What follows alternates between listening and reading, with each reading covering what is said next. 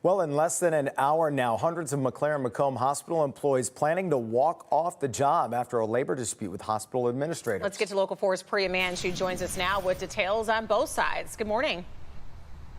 Hey, good morning, Rhonda and Jason. We're talking about 700 hospital workers, including 500 registered nurses and about 200 medical and lab technicians, as well as support staff. That strike, as you mentioned, about to get underway at 7 this morning, running through Monday all the way through Wednesday. This is the hospital that we're talking about, of course, McLaren Macomb. A spokesperson here for the hospital says they have been prepping for the strike for weeks, including training, quote, replacement personnel to prevent major disruptions. This labor dispute dates back to 2023. Registered nurses are concerned about the nurse-to-patient ratio, while service workers want better pay. In a statement, the union says it truly is a shame that McLaren's hostile approach to bargaining with the union and regular resort to committing unfair labor practices has prevented us from reaching fair and reasonable agreements. While we remain hopeful that McLaren will provide the information that has been requested but refused and otherwise remedy its violations of the National Labor Relations Act in the coming days, and we can reach agreements on the two contracts before